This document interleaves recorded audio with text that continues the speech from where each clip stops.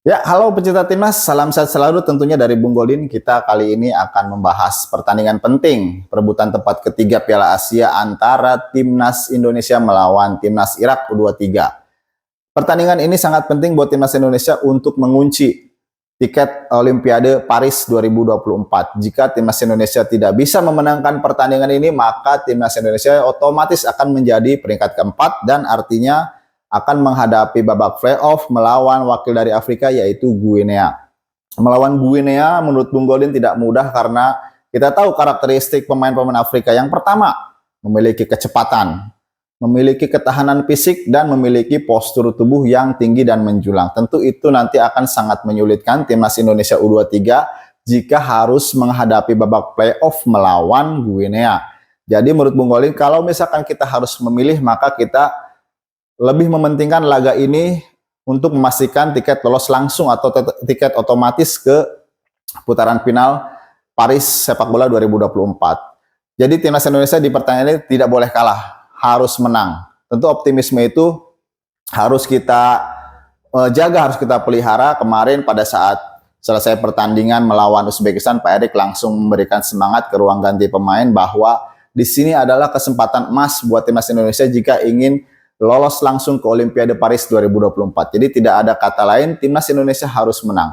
Dan jangan lupa kemarin baru diguyur bonus 23 miliar dari pengusaha-pengusaha Indonesia. Jadi semoga timnas Indonesia mendapat suntikan semangat yang sangat luar biasa untuk mengalahkan Irak di perebutan tempat ketiga.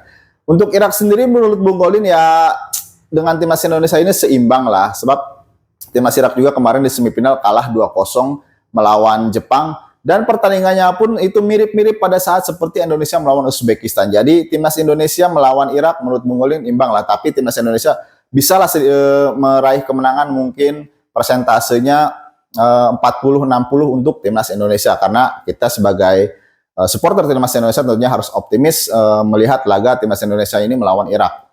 Untuk Irak sendiri memiliki pemain yang harus diperhatikan oleh timnas Indonesia dan juga Sintayong yaitu Ali Jassim. Kita tahu dia adalah punggawa U20 pada saat kemarin di Piala Asia U20, bahkan masuk ke final melawan Uzbekistan tapi kalah. Kemudian dia juga bermain untuk U23 sekarang dan dia juga merupakan pemain senior pada saat timnas Indonesia melakukan kualifikasi Piala Dunia melawan Irak. Jadi pemain ini berbakat, masih muda tapi sudah bermain di berbagai level di timnas Irak. Dan di Piala Asia kali ini juga dia sudah mengemas 3 gol, kemudian AFC mencatat dia pemain terbanyak melakukan shot on target yaitu dengan 8 tendangan. Tentu saja ini harus menjadi perhatian seluruh pemain Indonesia. Yang jadi masalah adalah timnas Indonesia pada saat melawan Irak nanti minus Rizky Ridho. Tentu walaupun sudah ada Komang Teguh mungkin yang akan dimainkan untuk mengisi kekosongan dari Rizky Ridho ini, tapi kita tahu Rizky Ridho adalah pemain berpengalaman, memiliki ketenangan. Tentunya ini sangat riskan buat timnas Indonesia agar lebih diperhatikan lagi di lini belakang melawan Irak ini. Timnas Indonesia nanti akan bermain di stadion langganan kita yaitu di Bin Khalifah ya. Tentu saja tuah stadion ini semoga nanti berpihak kepada timnas Indonesia pada saat timnas Indonesia kemarin melawan Korea. Jadi ini stadion keberuntungan kita ya menurut Bung Goldin, bahkan disebut GBK-nya Indonesia di Qatar.